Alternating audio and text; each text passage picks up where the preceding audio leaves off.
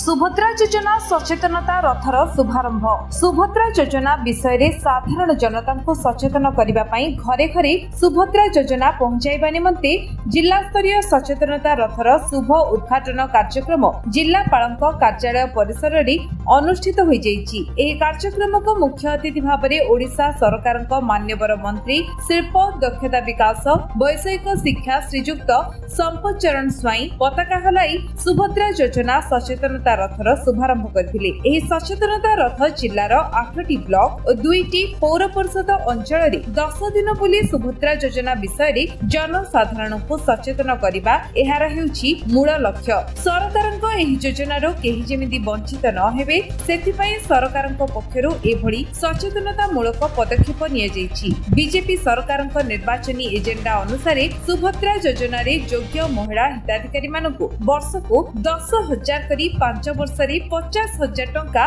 प्रदान कराजिबो। एही कार्यक्रम रे जगतसिंहपुर सांसद विभू प्रसाद तराई, जगतसिंहपुर विधायक अमरेंद्र दास, जिला परिषद अध्यक्ष मनोज कुमार भोई, बीजेपी जिला सभापति सत्यव्रत महापात्र, जिलापाल जे सोनाल, वरिष्ठ प्रशासनिक अधिकारी और मिशन शक्तिर महिला सदस्य माने उपस्थित थिले।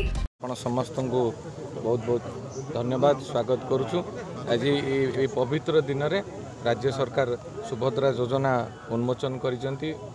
माननीय यशस्वी मुख्यमंत्री उद्घाटन कला परे आज जिलापाल कार्यालय सम्मुख में आज आम जिलार मंत्री संपद बाबू, सांसद विभू बाबू एवं जिलापाल आम सहित उपस्थित अच्छा एवं आम भारतीय जनता पार्टी सभापति श्रीयुक्त सत्यव्रत महापात्र महोदय अच्छा।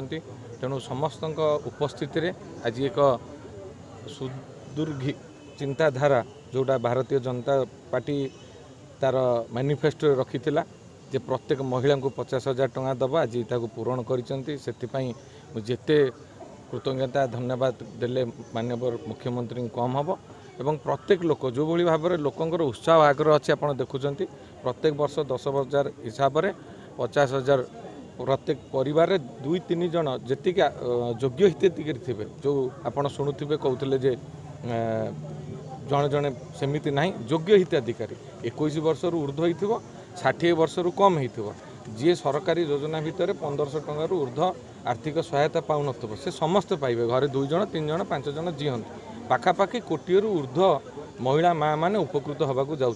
तेणु ये गोटे ऐतिहासिक योजना। तेणु ए समस्ते लाभवान हे और ए ओडिशावासी अत्यंत खुशी अच्छा। घरे घरे सुभद्रा योजना को पहुँचेबा सुभद्रा सचेतनता रथ आज उद्घाटन करागला। राज्य स्तर में माननीय मुख्यमंत्री करकमल उद्घाटन करागला एवं जगतसिंहपुर जिले में आमर माननीय सांसद थे माननीय विधायक थे एठी जगतसिंहपुर कलेक्टर कार्यालय सम्मुख में आज उद्घाटन करागला किभली भाव में व्यापक करा भारतीय संस्कृति रे नारीर मर्यादा सबुबले आगे थाए। आमर प्रिय प्रधानमंत्री नरेंद्र मोदी जी सबुबले महिला सशक्तिकरण दिगरे काम करती। ओडिशा रे आमर सरकार आसिला परे माननीय मुख्यमंत्री नेतृत्व में प्रथम थर गिरी महिला मानकर विकास रे एवं आमर निर्वाचन प्रतिश्रुति मुताबक सुभद्रा योजना को आज सचेतन करने आज कार्यक्रम करागला को व्यापक करने एवं ये निश्चित भाव में महिला मानक एक खुशीर कथा।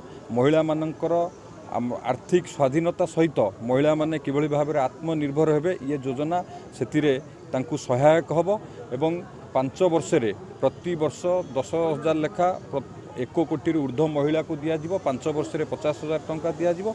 निश्चित भाव में एथरे महिला माने उपकृत हेबे एवं ये योजना निश्चित भाव में एक जन कल्याणकारी योजना महिला मानक पई महिला माने किभली भाव में तांकर आर्थिक स्वाधीनता पाइबा सह से आत्मनिर्भर हेबे ये योजना लाभवान हम महिला मानक पई। धन्यवाद।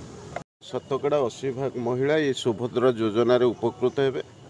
ये होची आमर निर्वाचन प्रतिश्रुति एवं आसंता 19 तारिख दिन ओडिशा सरकार 100 दिन पूरण करिया को जाउचंती।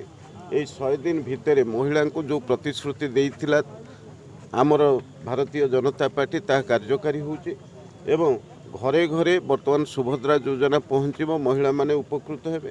ता सहित 100 दिन भितर आम सरकार जो प्रतिश्रुति देइथिला 4 द्वार श्रीमंदिर रे खोलिबो एवं किभली भाव में 3100 टंका धान क्विंटाल पिछा मूल्य पाइबे चाषी ये जहाँ प्रतिश्रुति देथिला ता कार्य परिणत होती। तेणु आज गणेश चतुर्थी अवसर रे आज ये शुभ दिन यही अवसर रे सुभद्रा योजना समग्र ओडिशा रे आज घरे घरे पहुँचाई सचेतन रथ निश्चित भाव में बुलिब। जगतसिंहपुर जिले में आमर मंत्री एवं आमर विधायक तथा कलेक्टर ये समस्त उपस्थिति रे ये योजनार शुभारंभ करागला। जगतसिंहपुर राकेश कुमार राय नाउगानु वैष्णव राउंड रिपोर्ट विश्व विजय न्यूज ओडिशा।